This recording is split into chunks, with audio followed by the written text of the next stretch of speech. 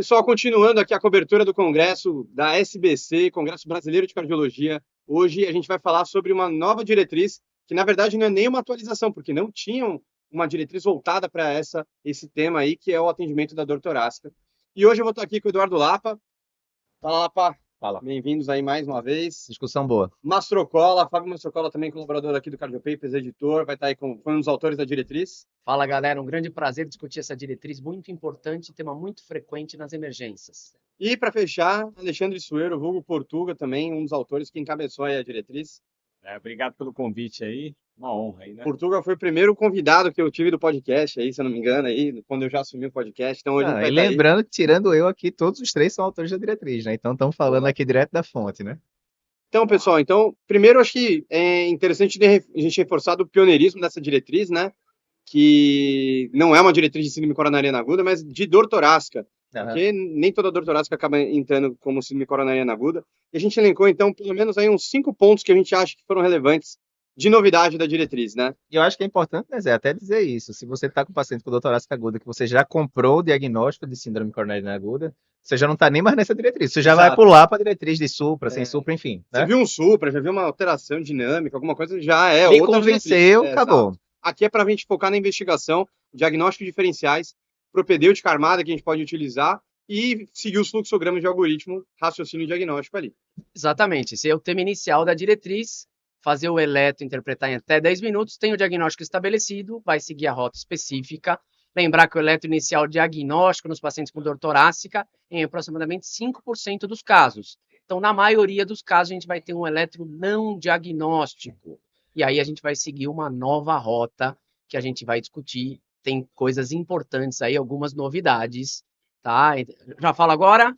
Vamos falar, né? Eu acho que talvez seja a primeira diretriz que traz esse conceito tão importante, né, Mastrocola, que a gente aprendeu na residência o paradigma de síndrome com supra, sem supra, aquela coisa toda, né? Mas cada vez mais a gente vê que tem muito caso de síndrome coronariana aguda, artéria fechada sem supra.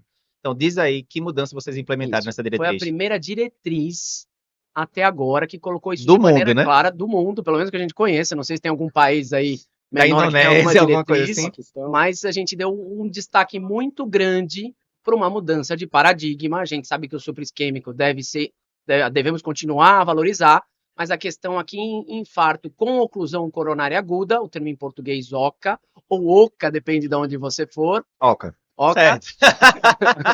Um dos autores do artigo falou que é OCA, mas tudo bem. É eterna dúvida. É BRE ou BRE? Depende não importa, o importante é dar o diagnóstico. OCA, NOCA, tá? Então isso é muito importante porque tem um trabalho de revisão, tem meta-análises, porque a gente tem aí que mais de 50% dos pacientes que têm uma artéria ocluída não vão ter supra no eletro.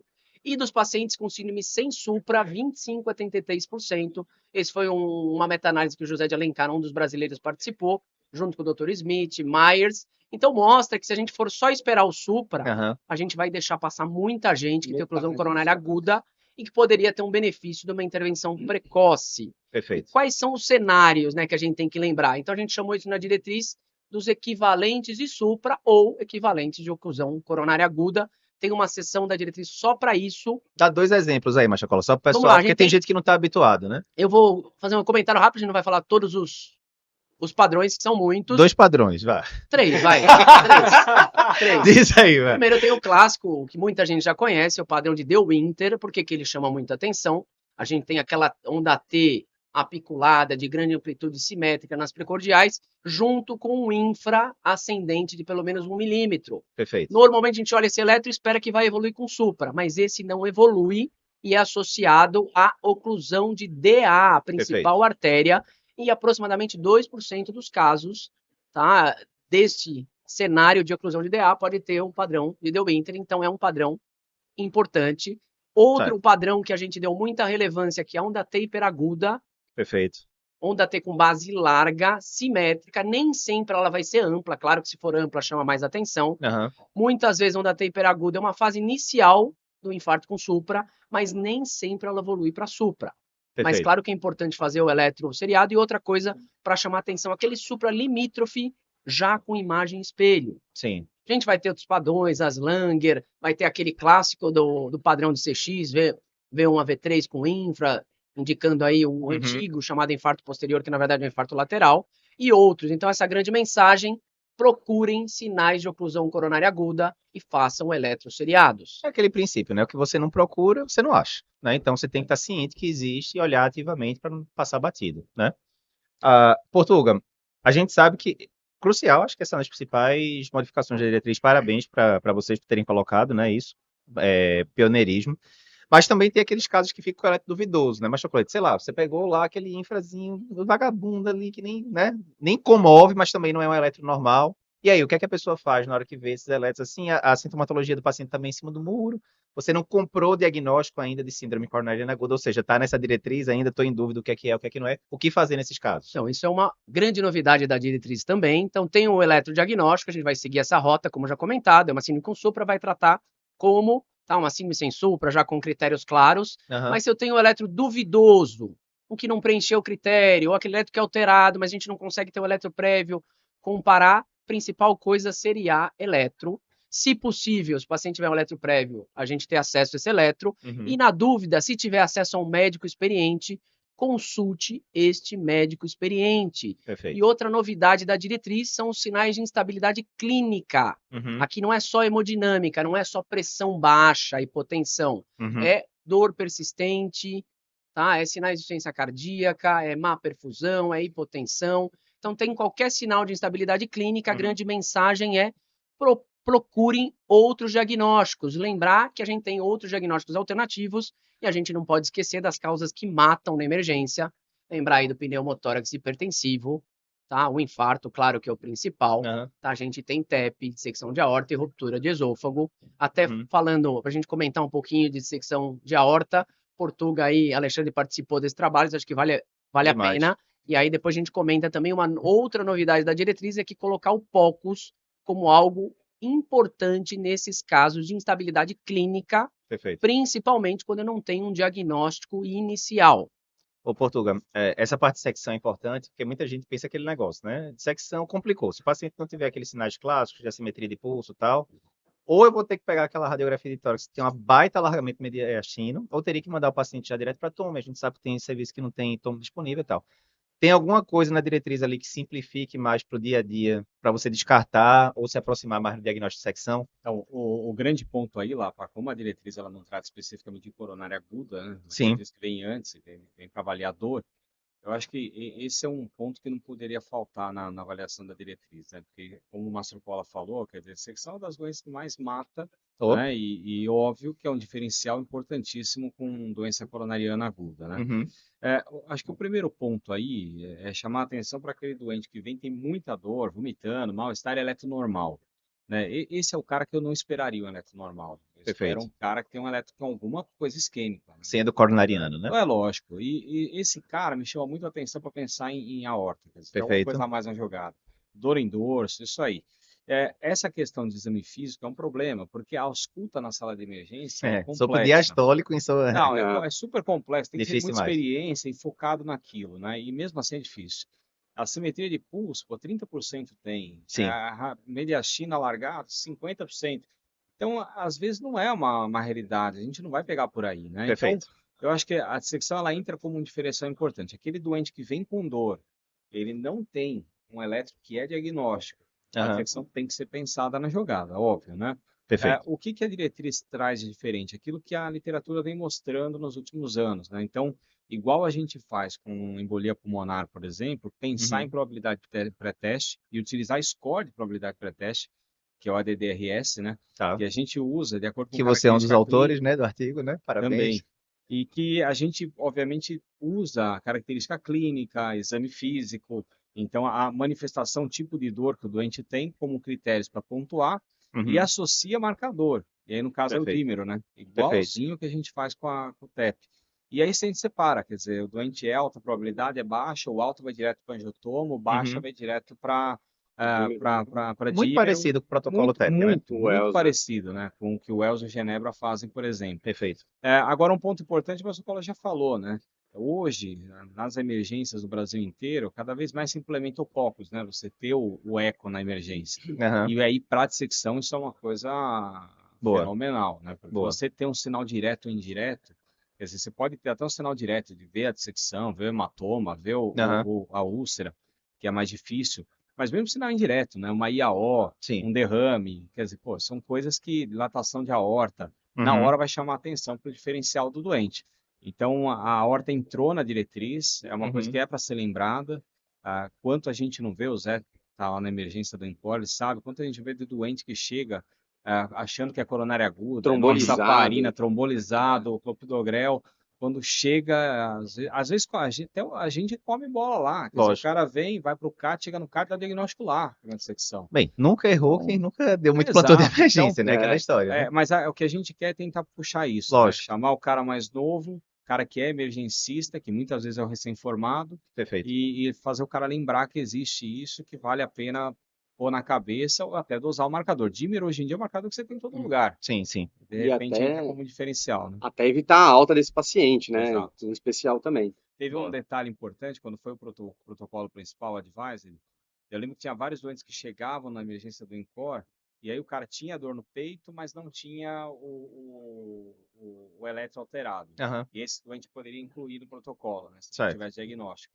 E aí eu incluía e coletava dedímero do cara, tirava história para preencher o score e coletava dímero. E vários pacientes, eu tenho certeza que iriam de alta se não fosse protocolo. De repente vinha um dímero de 15 mil, falava, aí quando veio... Que o cutoff é 500, né? Isso que a gente usa, né? Tem um ajuste pela idade. Tem um ajuste pela idade em um dos trabalhos que a gente publicou, mas o cutoff original é 500. E aí a gente pegou pô, o cara veio positivo, eu tinha que mandar para o Geotopo pelo protocolo. E vários... Só vou mandar porque é do protocolo, né? E aí você levava, era úlcera em aorta, coisa que a gente nem imaginava. Sim. O cara ia embora. E na hora tava sem dor, tropa negativa, o cara tava bem, o eletro normal vai embora. E o cara tinha doença de aorta. Perfeito. E entrava no protocolo por isso. Então, quer dizer, a gente percebeu como a gente falha nisso, inclusive em grandes centros. Perfeito. Mesmo com julgamento clínico em grandes centros. Mesmo. Sim.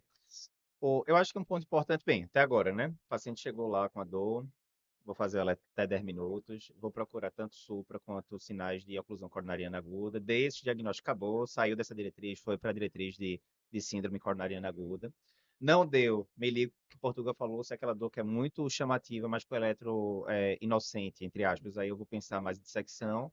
Não é nada disso. O eletro vem inespecífico, mas também é um paciente de 40 e poucos anos, hipertenso, dislipidêmico, também tem um bocado de fator de risco já. E aí, a troponina, o que é que a gente tem de novidade aí da boa e velha troponina? Troponina ultrassensível a gente sabe que já está disponível em boa parte dos lugares aí do país. E aí tem um lado bom de ser mais sensível, etc. Tem um lado ruim de qualquer troponina aumentada. Jesus, vamos fazer um CAT e tal. O que é que a gente tem de novidade de troponina aí nessa diretriz? Vamos lá, só para relembrar, então, seria a eletro, a diretriz fala para, nesses casos, fazer a cada 10 a 20 minutos ou em qualquer mudança clínica. Joia. A gente comentou aí a possibilidade do POCUS, não precisa ser um ecocardiografista, pode ser com treinamento não tão aprofundado, com seu celular na emergência, já ajuda a excluir, tá? Coisas grosseiras. Coisas grosseiras, lembrar que um POCUS negativo não vai excluir um TEP, não vai excluir uma dissecção, mas pelo menos se evidenciar algum sinal já ajuda. Não evidenciou nada, não tenho nada na radiografia de tórax, aí sim esse paciente vai entrar num protocolo de dor torácica. Perfeito. E é muito importante a gente seriar a troponina. Qual a recomendação da diretriz? A diretriz, na verdade, ela tem uma gama de recomendações, porque as realidades são muito diferentes. Mas a recomendação preferencial, faça troponina cardíaca de alta sensibilidade na hora que o paciente chega, 0 hora, e depois de 1 a 2 horas. A gente sabe que na prática é difícil você fazer 0 em 1 hora. Talvez, na maioria dos serviços, 0 e 2 horas seja o protocolo mais factível. Se não tiver como fazer, faça em 0 e 3 horas. Troponina ultrassensível. Se não tiver a troponina ultrassensível, usar a troponina convencional. Lembrar que na convencional a gente tem que esperar pelo menos 6 horas do início da dor. E se for a troponina ultrassensível, o paciente já tiver mais de 3 horas da dor, e ela vier naquele limite muito baixo, tá? Abaixo do limite de detecção, tem a tabela lá, né? Tem a tabela, excluir. E lembrar que precisa ter variação. Para ser diagnóstico de infarto, eu preciso ter variação entre um valor e outro. Classicamente era acima de 20%, mas na verdade eu preciso saber o kit. Essa é uma mensagem muito importante. E que é fácil de saber, porque no hospital vai não estar é lá tão dizendo, fácil, né? viu? O hospital que eu trabalho só tá lá, 0,3. Ele não diz qual é o kit? Não diz o kit. Só o percentil. Só coloca um percentil 99. Isso é um problema. Isso a gente tem... Até a própria diretriz, a gente tem que ir atrás e cobrar que o hospital tenha lá uma tabela com o kit. Porque geralmente tem lá Roche, E dá para né, saber enfim. se ela é ultrassensível ou não pelo Perfeito, valor mesmo, perfeito. né? E aí a gente vai ter aquele valor que, se for muito alto no início, já vai confirmar dentro de define. um contexto clínico.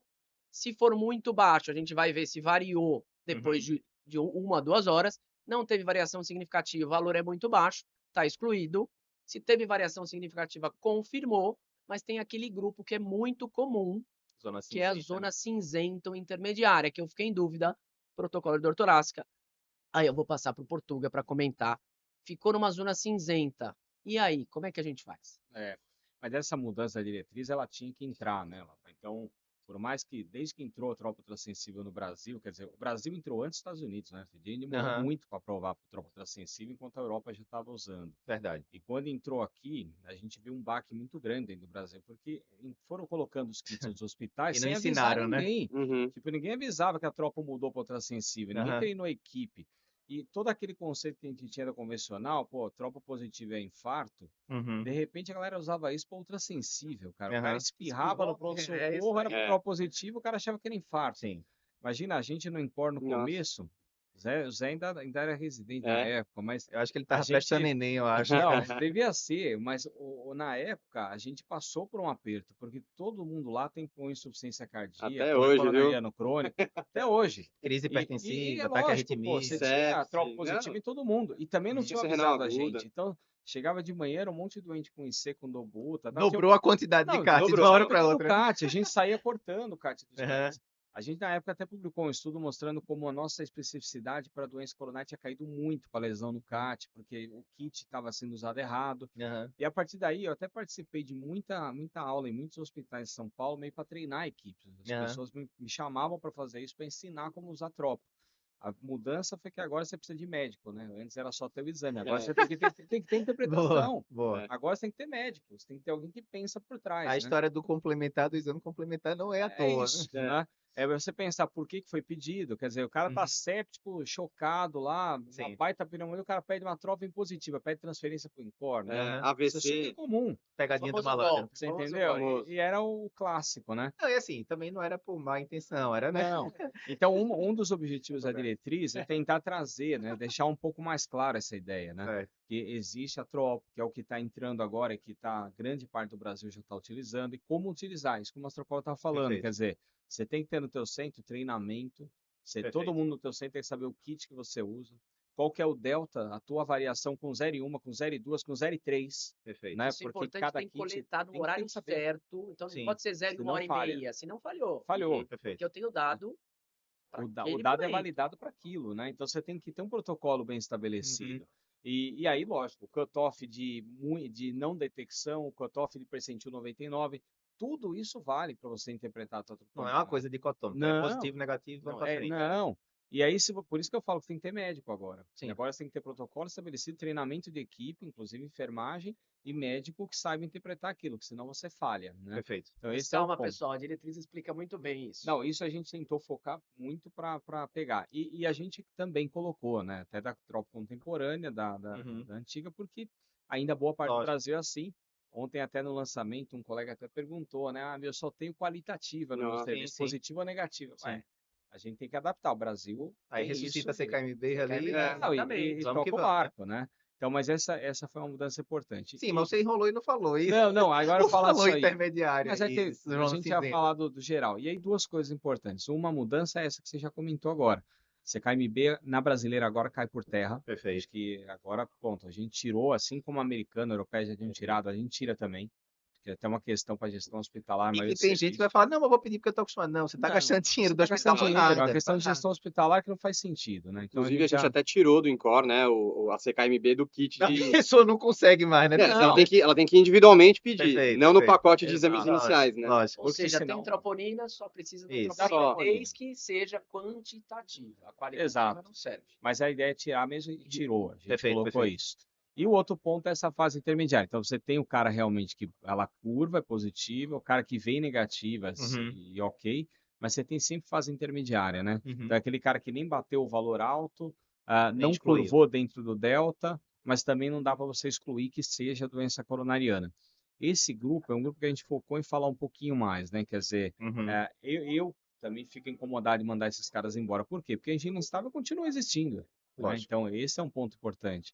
E porque você tem diferenciais, que foi aquilo que eu falei, por exemplo, da horta agora há pouco. Quer dizer, a gente foca tanto em coronária, mas às vezes tem outras coisas em volta que a gente não está enxergando. Perfeito. Então, para esse grupo de intermediária, que você está nessa sombra de penumbra, que você não sabe muito o que fazer, o que a diretriz focou é você complementar a avaliação. Desde fazer, como a gente já comentou um pouco, ou fazer um ecocardiograma formal no doente, para ver se tem algum diferencial, que acho que o maior alvo é você descartar o diferencial da coronária, como você tentar fazer uma prova não invasiva nesse cara. Quer dizer, você complementar com isso. Então, ou uma angiotomografia, quando você tem disponível, é ideal. Né? Seria o cenário perfeito. Ou até um teste funcional, né? Antes de mandar o cara embora para ter essa possibilidade na mão. Então, a gente foca um pouco mais nesse ponto, de não deixar essa zona meio aberta e focar um pouco mais nesse doente, porque é uma porcentagem razoável de doentes que vão entrar aí. Ainda mais aquele cara que já é cardiopata crônico, então ele entra, e pelo menos a gente cercar e ter certeza que a gente está evitando comer bola com esse grupo. Né? Ô, pessoal, e tem aquele paciente que ele chega que não tá tão tranquilo, né? Mas acho que antes, Zé, que participou do Hardscore, podia boa. comentar um pouquinho do Hardscore, que Boa, é um score importante, O que é o principalmente para Hardscore, o né? não cardiologista, né? Perfeito. Demais. Cara, acho que primeiro, para a gente entender, né, o Hardscore ele é um score de probabilidade para avaliação de dor torácica, né? A gente tem outros scores que são validados, o time até está validado até para usar em dor torácica, tem EDAX, tem outros, mas a diretriz coloca como Hardscore como o preferencial. E é um acrônimo, né? Então, que vai envolver história, eletro, idade, fator de risco e troponina, né?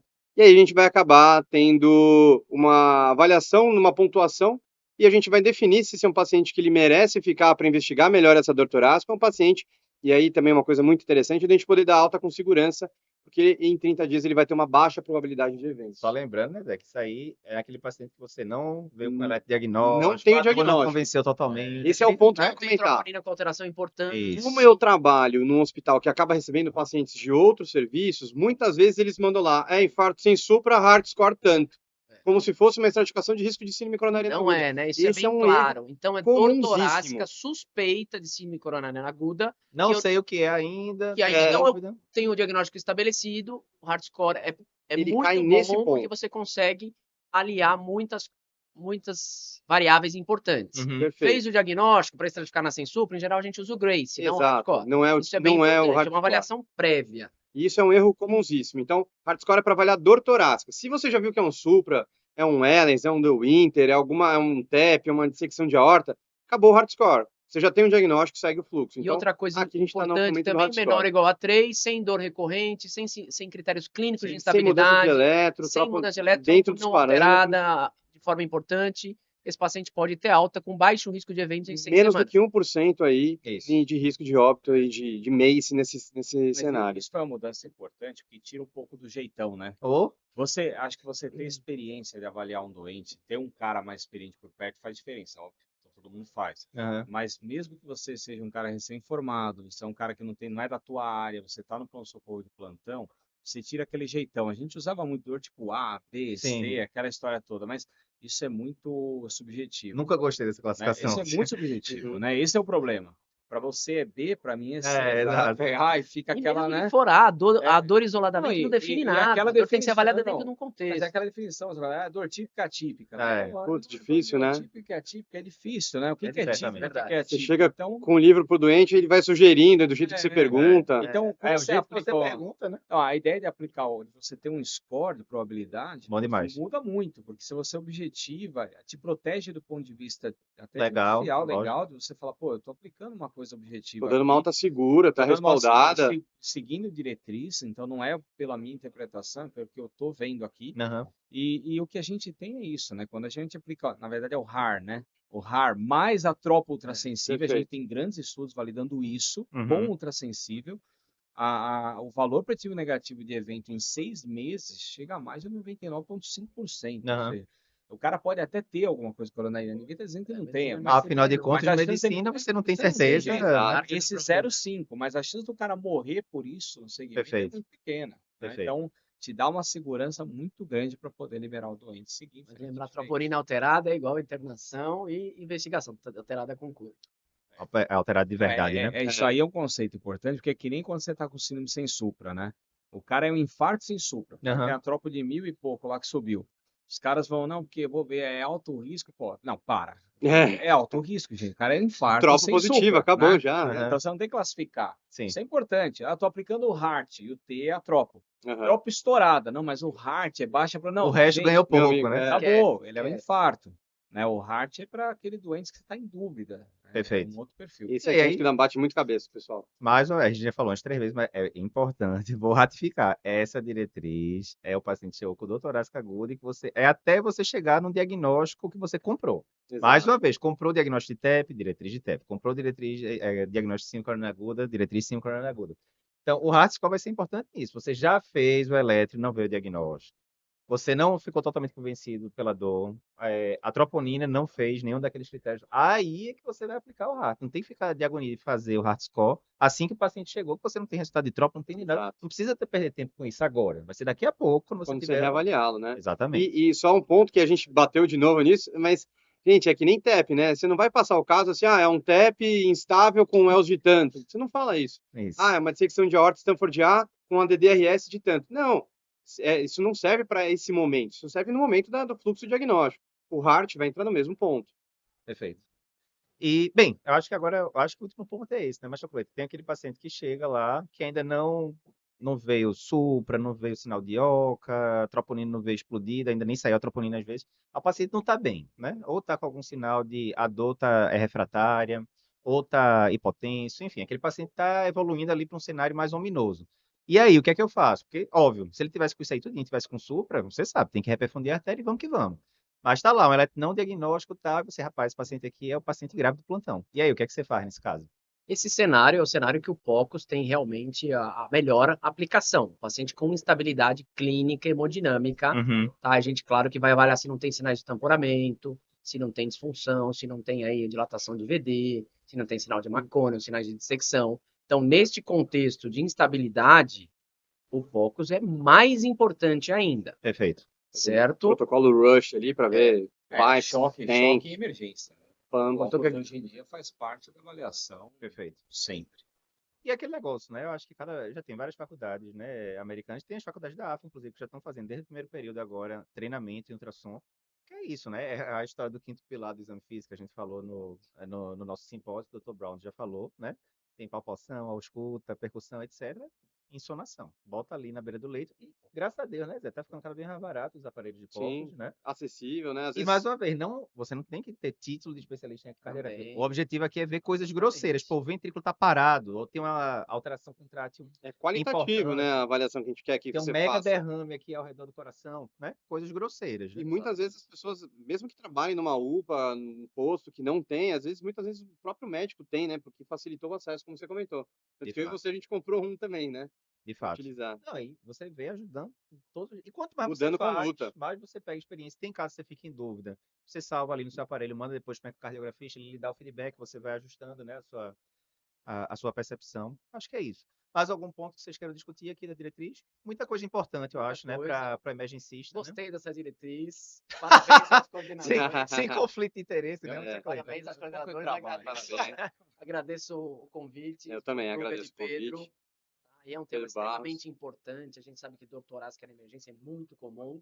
E você dá alta para um infarto. Com Os pacientes certeza. têm uma mortalidade aí. Infarto, qualquer É coisa, né? complicado, infarto, Eu dissecção, acho que outras coisas. a importância maior, Lapa, é isso que o nosso colega está falando, né? A gente, hoje em dia, que eu entendo, a gente está tendo essa leva, essa formação de médicos, uma massa muito grande, chegando em mercado agora. Sim, Às vezes o preparo não é tão adequado quanto a gente Sim. gostaria, obviamente, dentro do contexto médico atual. E uma vez que você dá o diagnóstico de infarto, o caminho ele é mais bem estabelecido, né? perfeito. Mas a grande maioria você não dá o diagnóstico, né? E aí você fica naquela penumbra.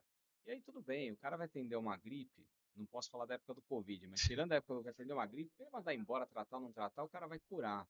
Mas dor torácica é um grande problema, sempre foi um desafio Sim. para todo mundo. Desde o cara mais experiente que erra, até o cara menos experiente que às vezes se complica todo e você Aham. manda o cara para casa, o risco do cara morrer é muito maior. Então a gente tinha que ter um documento, acho que nacional, meio que respaldando tudo, colocando os conceitos mais novos, Perfeito. melhorando essa avaliação da tropa ultrassensível, para a gente poder juntar de uma forma só, né? E tentar ajudar. A diretriz não é feita para o cardiologista, isso é importante. Ela é Aham. feita para o clínico geral. Uhum. Ele é feito por cara de porta, né? Pra Todo mundo que atende simplificar. paciente com doutorado, né? No final das Simplificar, contas, é o né? mais fácil possível para que todo mundo possa protocolar de uma Alinhar, forma né? geral, alinhar.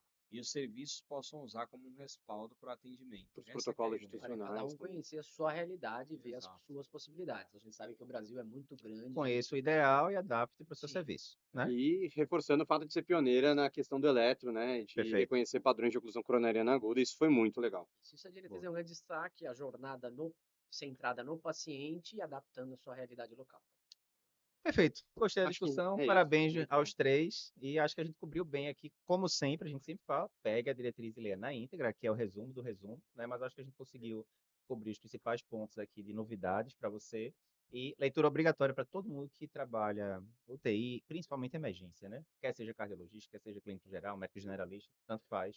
Leia e aprenda para evitar esses erros que podem levar à morte do paciente, se você cometê-los. Fora isso que também, ano que vem, prova do TEC, tudo esse ano tá tendo muita Ou atualização, vai né? despencar na prova, Vai. certamente. Essas novidades aí dessas diretrizes vai ter, para quem é aluno nosso também vai ter Perfeito. atualizações no curso. É isso, Maravilha? pessoal. Continuamos aqui na cobertura. Muita diretriz ainda para cobrir hoje. A gente se encontra no próximo resumo.